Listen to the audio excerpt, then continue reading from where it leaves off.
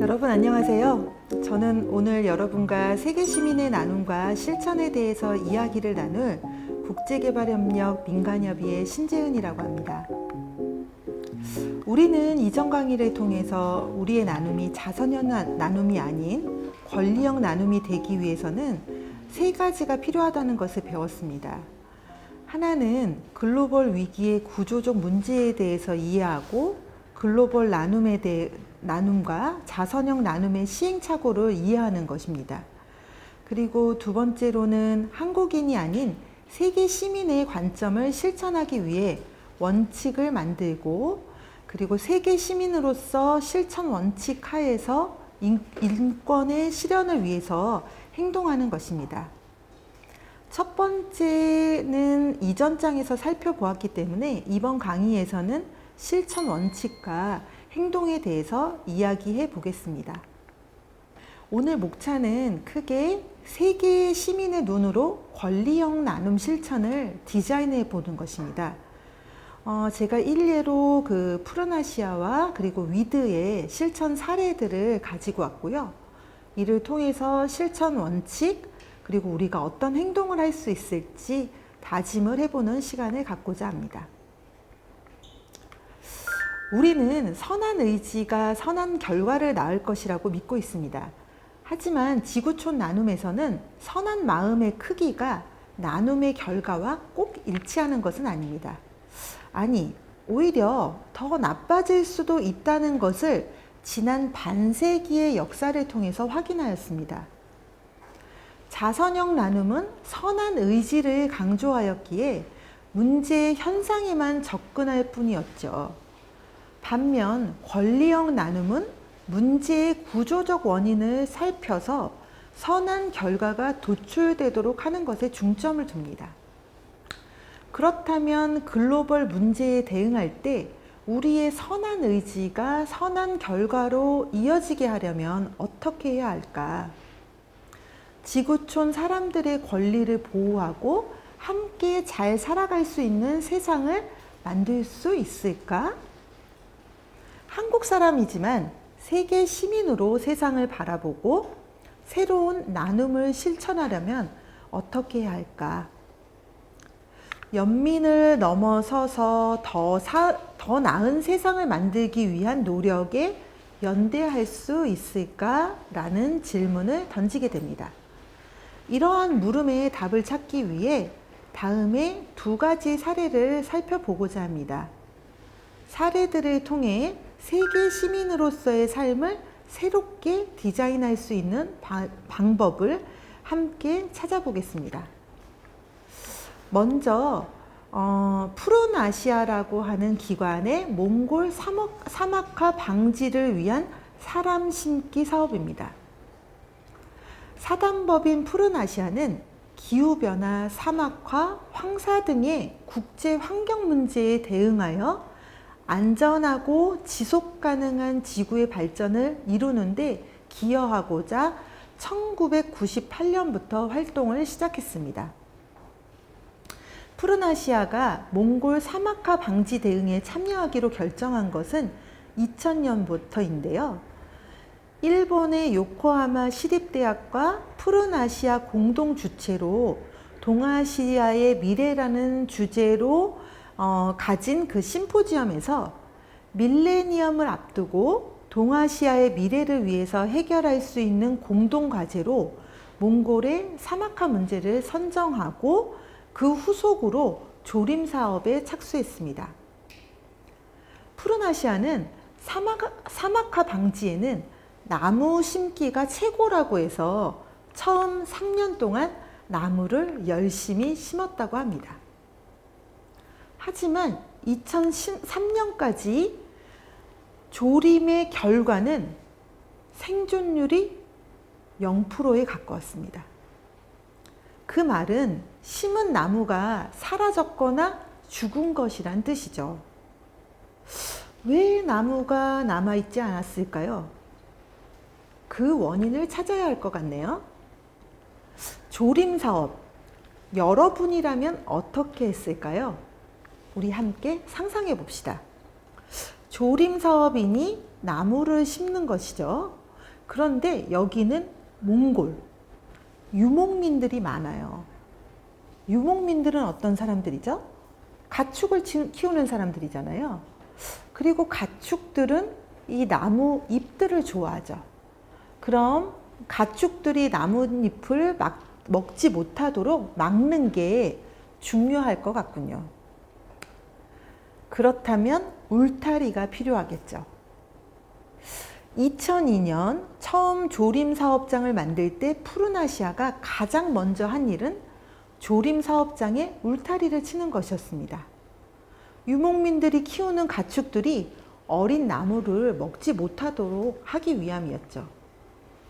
그런데 어느 날 마을에 사는 아주머니가 어린 나무를 심어 놓은 조립 사업장으로 양과 염소를 울타리 안으로 밀어넣는 것을 이 현지 지부장님이 목격을 한 거예요. 이 몽골 아주머니에게 어린 묘목은 양과 염소의 먹이로 보였던 것이죠. 또한 영하 40도 이하로 떨어지는 추위 속에서 나무는 땔감이 될 수밖에 없었습니다. 인간의 이해관계로 봤을 때 나에게 소득을 주지 않으면 나무는 그냥 땔감거리일 뿐입니다. 현장을 지키던 실무자들도 나무를 지켜야 할 명분을 명확하게 인식하지 못했습니다. 사막화 지역에 나무와 풀을 심으면 사막화를 상당 부분 방지할 수 있다. 하지만 황사 발원지의 생태 복원을 위한 사업은 주민들의 생존 문제와 결합해내는 것이 관건이다 라는 것을 푸른아시아가 깨달았습니다. 이에 푸른아시아는 이를 위해서 2008년 한국의 전문가를 현지의 상근자로 장기 파견을 합니다. 그 사람은 나무 전문가가 아니라 주민조직과 협동조합의 전문가였습니다. 사막화와 황사를 방지하기 위해서는 나무가 아니라 주민 참여가 최우선 과제이기 때문입니다. 푸른아시아는 비타민 나무라고 불리는 차차르간이라는 과일나무를 키우기 시작했습니다. 자연과 사람이 함께 살 수 있는 이코노믹 존을 만드는 게 중요하다고 생각했기 때문입니다. 그리고 나무 심기보다 사람 심기에 더 중점을 두었습니다. 지역 주민의 참여 없이는 그 어떤 사업도 지속 가능성을 획득할 수 없다는 것을 깨달았기 때문입니다. 즉, 지역 주민의 참여가 있어야 비로소 지속 가능한 조림 사업장이 만들어질 수 있는 것이죠. 푸른아시아와 주민들은 처음부터 농장의 모든 것은 개인 소유가 아닌 공동의 소유라는 사실을 합의했고요. 전체 생산물 중에서 50%는 인원수대로 나누고 30%는 미래를 위해 투자하고 20%는 주민조직의 운영을 위해 사용하기로 했습니다. 이 원칙은 계속 잘 지켜졌고 2018년부터는 지역 공동체 중심으로 협동조합이 출범되었습니다. 푸른아시아는 나무를 심는 단체가 아니고 사람을 구하는 단체로 완전히 변화했습니다. 푸른아시아는 기후변화로 난민이 된 사람들에게 컨설팅과 교육 등 필요한 지원을 제공하고 이를 정부 정책으로 만드는 일을 하기 시작했습니다. 사막화와 같은 자연재해로 기후난민이 된 마을 주민들은 정부에 자신들의 필요를 전하기가 어렵습니다. 그래서 나무 심기라는 정책을 만들어서 정부와 마을 주민이 만나게 한 것입니다. 그리고 이 과정에서 마을 주민들은 임금을 받아서 생계활동을 할 수 있게 되었죠. 이를 통해 자연 생태계와 인간 생태계가 함께 살아나게 된 것입니다. 마을 주민들은 비옥해진 땅에서 농사도 지을 수 있게 되었습니다. 이를 통해서 약 14,000만 명이 혜택을 받게 되었습니다. 푸른 아시아는 2014년에 UN 사막화 방지 협약에서 주는 생명의 토지상 최우수상을 한국 최초로 받았습니다.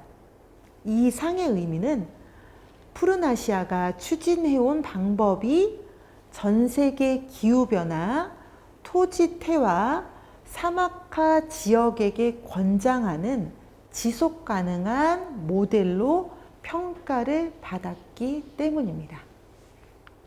어떠세요, 여러분?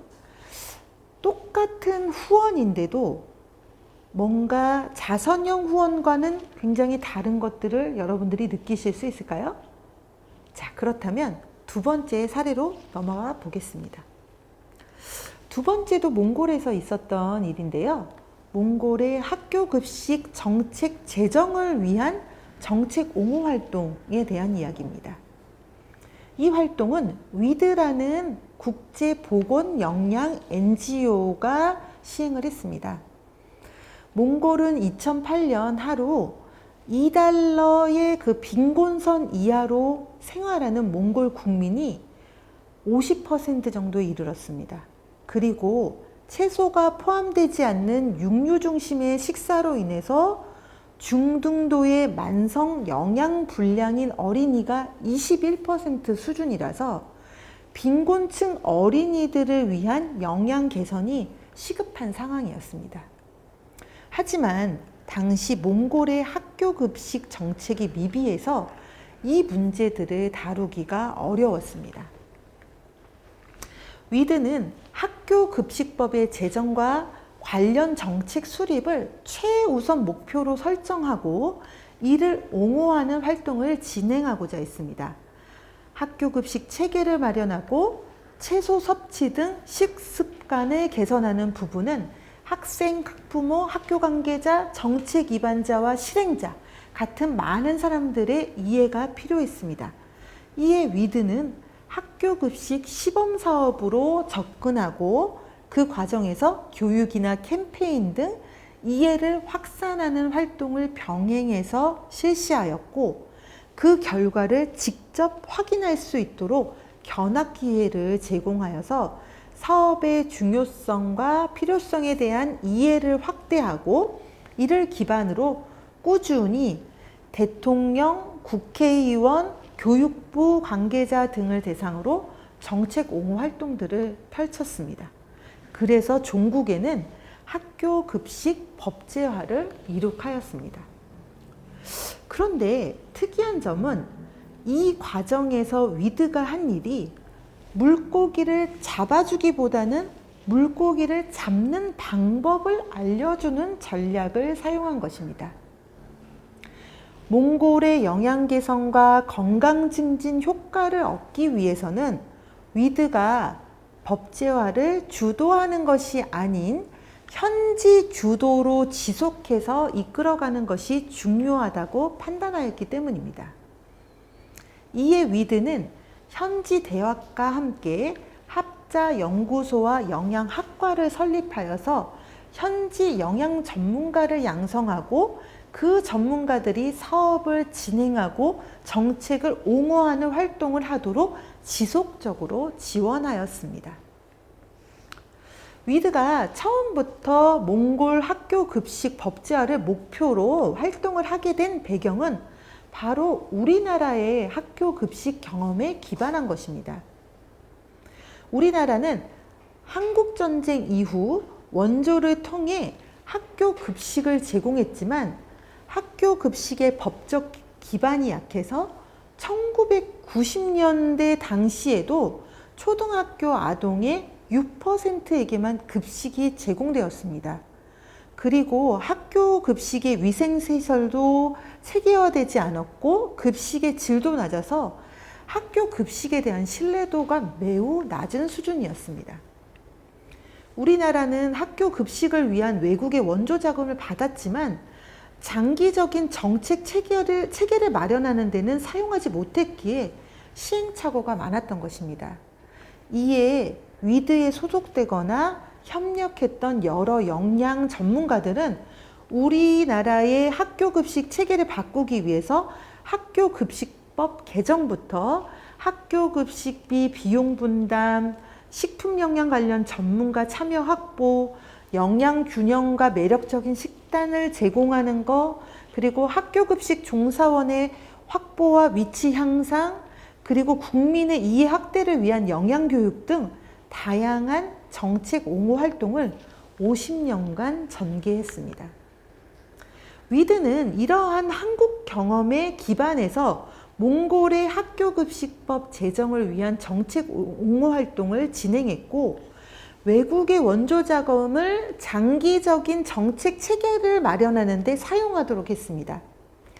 20년간에 걸쳐 마련된 몽골의 학교급식법은 단순한 법 제정이 아닌 몽골 정부가 이행을 주도한다는 점에서 의미가 매우 큰 법제화였습니다. 위드의 몽골 학교급식법 제정은 우리나라가 겪은 자선형 나눔의 시행착오 경험을 권리형 나눔으로 전환하여 접근했다는 점에서 큰 교훈을 줍니다. 여러분들이 생각하기에 이 두 가지 사례의 공통점은 무엇이라고 생각합니까? 현지 개발도상국 그리고 그곳의 주민들을 가난하고 불쌍한 도움이 필요한 존재로 인식했나요? 현지를 개발도상국의 발전과 주민들의 권리를 실현할 수 있는 존재로 바라보고 그들이 직접 참여하여서 변화를 이룩하게 했나요? 이 두 가지 사례는 모두 후원 자체가 아닌 지속 가능 여부를 성과로 보았다는 점도 굉장히 큰 특징인 것 같습니다. 자, 그렇다면 이제 세계 시민들의 실천 원칙들을 한번 세워보고자 합니다. 다시 질문으로 돌아가 보겠습니다. 글로벌 문제에 대응할 때 우리의 나눔이 권리형 나눔이 되게 하기 위해서 어떻게 해야 할까요? 우리의 선한 의지가 선한 결과로 이어지려면 어떻게 해야 하는 것일까? 앞장에서 살펴본 글로벌 나눔의 역사에는 여러 시행착오가 담겨 있었습니다. 같은 실수를 되풀이하지 않기 위해 우리는 세계 시민으로서의 삶을 실천에 옮기기 전에 필요한 원칙을 세우고 서로 합의할 필요가 있습니다. 우리의 원칙에는 국제사회가 시행착오를 겪으며 권고한 원칙들을 고려할 필요가 있습니다. 그 원칙들을 바탕으로 우리의 실천 원칙을 세우고 국제사회의 활동과 일관성을 가지고 행동하는 것이 바람직할 것입니다. 우리가 고려해야 할 국제사회가 제시한 실천 원칙 세 가지를 한번 살펴보고자 합니다. 첫 번째 원칙은 인권 기반 접근입니다. 인권 기반 접근은 위기 대응 과정에서 인권 실현을 목표로 하는데 총 5가지의 세부 원칙을 제시했습니다. 세계 인권 선언 등에 담긴 기준들과 원칙들이 대응 과정에서의 원칙이 되도록 연계하는 것이고요. 그리고 주민들이 개발의 과정에 직접 참여하도록 하고 주민들이 자신의 권리들을 주장할 수 있도록 역량을 갖추도록 하는 것, 그리고 인종이나 성, 장애, 나이, 학력 등의 차별을 받지 않도록 하는 것, 무엇보다도 정부가 시민들의 권리를 보호하고 증진하고 실현하기 위한 의무를 다하도록 감시하고 독려하는 것입니다. 국제사회가 제시한 두 번째 원칙은 바로 반세기 동안 추진된 원조의 효과성 논의의 결과입니다. 여기서도 5가지의 세부 원칙을 제시했는데요. 첫 번째, 원조의 주인은 개발도상국이라는 점. 두 번째, 원조를 제공하는 공여국은 개발도상국의 정책과 공여국의 지원이 일치하도록 하는 것. 세 번째, 지원을 할 때 공여국들 간에 경쟁하기보다는 서로 조화를 이루어 지원하는 것. 그리고 주는 것에 중점을 두지 말고 그 결과에 집중할 것. 마지막으로 개발의 과정과 결과에 대해서 공여국과 개발도상국이 서로 책임과 의무를 가지고 공유하는 것입니다. 마지막으로 국제사회가 제시한 원칙은 시민사회의 개발 효과성에 대한 원칙입니다. 시민사회 단체들의 경우 세계 각국의 개발협력 현장에서 모인 의견들을 바탕으로 자신들의 개발 효과성 증진을 위한 8가지 세부 원칙을 수립했습니다.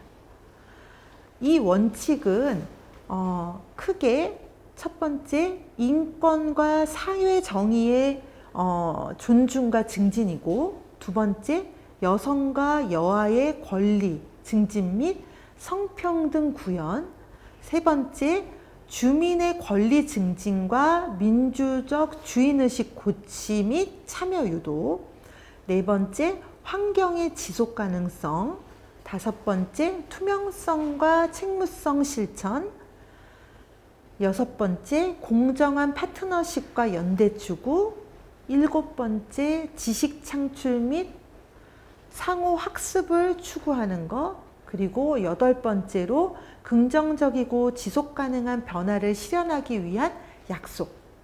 그래서 우리가 성취하기 원하는 결과물이 단순한 산출물이 아닌 근본적인 문제의 변화를 도출하는 것이어야 한다고 이야기했습니다.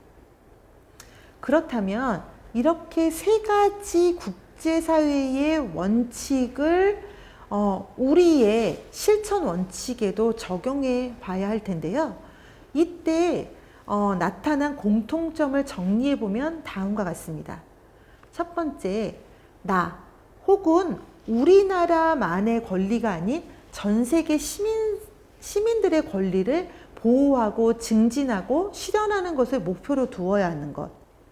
둘째, 개발도상국 주민들의 권리 실현을 적극적으로 지원하는 것. 세 번째, 개발도상국의 주민들의 권리 실현 과정에서 차별이 발생하지 않도록 하는 것. 네 번째, 각국 정부가 시민들의 권리 보호, 증진, 실현을 자신들의 필수 의무로 인식하고 행동하도록 하는 것. 다섯 번째, 나눔의 결과에는 인권과 사회정의 존중, 여성들의 권리 증진, 주민들의 권리 증진, 환경의 지속 가능성 증진이 포함되어 있어야 한다는 것. 여섯 번째, 이 과정이 투명하게 그리고 모든 관계자에게 과정과 결과를 보고하는 것. 마지막으로 이 모든 과정은 파트너십과 연대를 바탕으로 진행하는 것입니다. 우리는 지금까지 글로벌 나눔의 역사를 통해서 자선형 나눔의 여러 시행착오를 확인할 수 있었습니다. 또한 이러한 시행착오를 개선하고 근본적인 변화에 도전하는 사례도 살펴보았고요.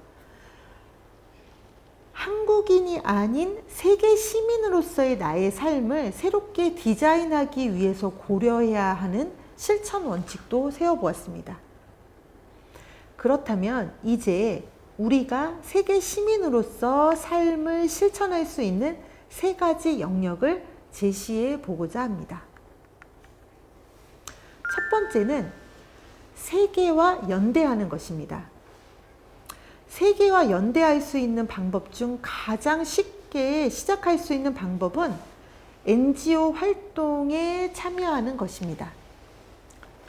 시민사회 단체들의 활동은 시민들의 자발적인 후원금을 바탕으로 해서 이루어집니다.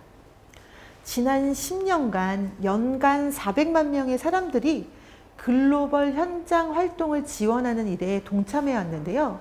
그 규모는 무려 1조 7천억 원에 이릅니다. NGO 후원의 가장 큰 장점은 한 사람의 개인이 해결하기 어려운 문제에 도전하며 후원을 통해서 달성하고자 하는 목표가 명확하다는 점입니다. 우리는 후원을 통해서 지구촌의 가장 취약한 사람들의 생존권을 보호하는 일을 지원하기도 하고, 현지 정부의 역량을 강화하고 정책을 변화시켜서 그 나라 정부가 시민들의 권리를 보호하는 역할을 할 수 있도록 하게 할 수도 있습니다. 더 나아가 현지 주민들이 스스로 자신의 삶을 보존함과 동시에 글로벌 기후 대응에 기여할 수 있도록 하는 일을 지원할 수도 있죠.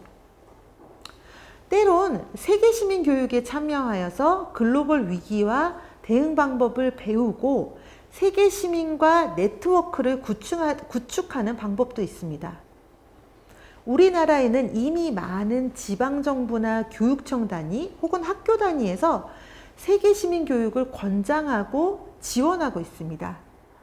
그리고 이러한 활동들을 지원하는 NGO 단체들이 여러 곳이 있습니다. 월드비전, 굿네이버스, 아름다운 가게, 기아대책, 위드, 호이 등이 세계 시민교육, 지구 시민교육, 글로벌 시민교육, 권리교육, 나눔교육 등의 다양한 이름으로 교육을 진행 중입니다. 또 다른 방법으로는 국제사회가 진행하는 대규모 캠페인에 연대하는 방법도 있습니다. 일례로 주빌리 2000이라는 캠페인이 있었는데요. 이 캠페인은 개발도상국의 부채를 탕감하는 것을 목표로 한 캠페인입니다. 앞서서 선진국들은 원조를 지원해 왔는데요. 이 원조 중에서 그냥 무상으로 지원하는 원조가 아니라 이자를 많이 받고 빌려주는 유상 원조가 있습니다. 그런데 취약국은 원조를 많이 받아도 유상 원조의 이자를 차감하고 나면 실제로 개발을 위해서 사용할 수 있는 원조의 양은 굉장히 미미했습니다. 그래서 국제 NGO들이 이런 유상 원조의 문제점들을 발견하고 캠페인을 기획했던 것입니다. 당시 총 60여 개 국가에서 2,200만 명의 시민들이 서명에 참여했고 7만여 명의 사람들이 평화 시위에도 참여했습니다. 그 결과 고채무로 시달리는 42개국의 1,000억 달러의 빚을 탕감할 수 있었습니다. 그렇다면 두 번째 어떤 활동을 또 할 수 있을까요? 바로 우리 정부를 독려하는 활동입니다. 세계 시민으로 참여할 수 있는 두 번째 영역은 우리 정부의 활동을 살펴보고 권리형 나눔으로 실천할 수 있도록 촉진하는 것입니다. 앞에서도 말씀드린 대로 우리나라는 ODA를 통해서 국제사회의 인권 증진, 성평등 실현, 지속가능한 발전 등에 기여하고 있는데요. 이런 활동을 위해서 관련 법을 제정하고 있습니다. 국제개발협력 기본법인데요. 여기에서 목적에 보면 국제개발협력 활동을 통해서 인류의 공동 번영과 세계 평화의 증진에 기여함을 목적으로 한다라고 되어 있습니다. 우리 정부는 이 법적 기반에 근거해서 2023년도 기준 약 4조 7천억 원 정도의 ODA를 지원하고 있고, 이건 우리 국민 총소득 GNI 대비 0.16% 정도의 수준입니다. 그런데 우리나라는 ODA의 본래 목적보다는 정권마다 다르게 ODA를 해석해 왔습니다. 국제사회가 합의한 빈곤 퇴치나 인도주의 실현과 같은 원칙과 가치보다는 자원외교, 기여외교, 상생의 국익 등 우리나라의 선호에 더 집중되어 있었습니다. ODA는 국민의 세금으로 지원되는 부분이라서 시민들의 감시와 요청이 있다면 바람직한 원조로 방향은 전환할 수 있습니다. 정부의 원조에 대한 지속적인 비판과 요구는 국내 시민사회 단체들도 진행하고 있기 때문에 이런 활동에 관심을 갖고 동참하는 방법도 고려할 수 있습니다. 특히 기후위기와 관련된 한국의 역할 및 대응에 주목할 필요가 있습니다.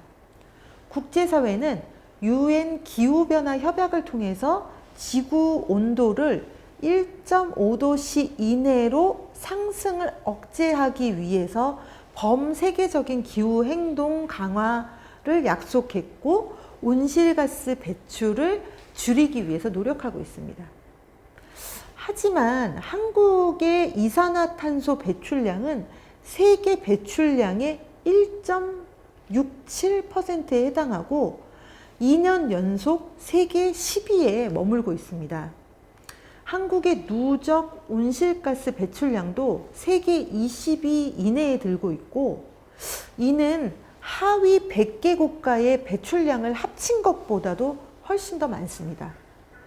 뿐만 아니라 국제사회의 탈석탄 흐름과는 달리 해외 석탄 발전소 투자를 진행하고 있기에 국제사회의 정책 방향과 우리 정부의 정책 방향이 일관성을 가질 수 있도록 목소리를 낼 필요가 있습니다. 한편 2022년도 UN 기후변화 협약 당사국 총회에서는 손실과 피해, 즉 개발도상국의 손실과 피해를 지원하기 위한 기금 조성에 대한 합의가 이루어졌습니다. 이는 그동안 개발도상국이 수백 년간 화석연료를 사용해온 선진국이 보상을 위한 기금을 별도로 설립해야 한다고 주장해 왔기 때문입니다. 이에 기금 설립은 1992년 UN 기후변화 협약이 채택된 이래 30년 만에 이루어진 주요 성과라는 평가를 받습니다. 따라서 우리 정부가 이 기금에 어느 정도 규모로 지원하는지에 대해서 추적할 필요가 있고요. 우리나라의 온실가스 배출량 순위를 고려할 때 책임감 있는 규모로 지원될 수 있도록 시민들의 지지가 필요합니다. 자, 앞에서 두 가지는 뭔가 좀 적극적인 어떤 활동들인데요. 이제 마지막으로 좀 살펴보고 싶은 것은 내가 살고 있는 그 현장에서 실천할 수 있는 부분입니다. 이것은 어떻게 보면 굉장히 좀 쉬울 수도 있죠. 그래서 우리 주변에서 일어나고 있는 문제들을 세계 시민의 눈으로 바라보고 변화를 시도해 보는 것이 좋은 출발이 될 수 있습니다. 우리 지역에는 이미 여러 지역에서 온 다양한 국적의 세계 시민들이 함께 살고 있기 때문에 이러한 세계 시민들을 편견 없이 대하고 함께 살아가고 또 그들의 권리도 존중받고 침해당하지 않도록 우리 정부가 지원할 수 있도록 하는 부분도 우리가 할 수 있는 부분이라고 생각합니다. 좀 더 쉽게 적용할 수 있는 활동들도 있습니다. 환경보호는 우리 일상의 삶에서 쉽게 실천할 수 있는 하나의 영역 중에 하나죠. 우리의 활동이나 상품의 생산과 소비에서 생기는 탄소 발자국을 줄이는 노력, 여러분들이 많이 들어보셨으리라 생각합니다. 또한 어디론가 여러분들이 여행을 떠날 때 여행지의 산과 문화를 보호하는 공정 여행을 선택할 수도 있습니다. 공정 여행 운동은 1988년 영국 런던에서 시작했는데, 이는 대규모 관광지 개발로 인해서 환경 파괴와 원주민 공동체 파괴에 대한 대책을 마련하기 위해서 만들어진 여행의 방법입니다. 또 다른 방법으로는 개발도상국 현장에서 직접 살면서 활동을 해보는 삶을 선택해 볼 수도 있습니다. 해외 자원봉사는 새로운 문화, 환경, 삶을 경험하면서 우리와 다른 문화의 사람들과 친구가 되는 경험을 해볼 수 있는 기회를 제공합니다. 국제개발협력 분야에서 활동하고자 하는 사람들은 현장 활동을 통해서 이 분야 및 활동 전반을 경험함으로써 머리가 아닌 가슴과 몸으로 이해해 보기도 합니다. 해외 자원봉사활동은 취약한 환경에 처한 현지 사람들과 살아가면서 그들의 권리가 보장받을 수 있는 길들을 함께 모색해 볼 수 있다는 점에서 값진 경험이 될 수 있습니다. 우리는 이 장에서 세계 시민의 눈으로 권리형 나눔을 실천하기 위한, 그리고 그 실천을 어떻게 디자인할 수 있는지 관련 사례와 국제사회의 원칙을 살펴보았습니다. 그리고 그 원칙들을 우리가 실천해야 하는 세계 시민의 관점을 담은 실천 원칙들도 살펴보았습니다. 이와 더불어 세계 시민의 삶의 실천 영역을 시민사회 단체들의 활동에서, 그리고 우리 정부의 활동에서, 그리고 마지막으로 나의 삶에서 찾아보았습니다. 이런 실천 원칙과 영역들은 여기에서 머무는 것이 아니라 많은 세계 시민과 연대하면서 확장될 수 있습니다. 이렇게 한 발 한 발 인권을 실현할 수 있는 방향으로 전진할 때 글로벌 위기에 대응하는 우리의 노력은 더욱 탄탄하고 의미 있는 성과를 가져올 것입니다. 감사합니다.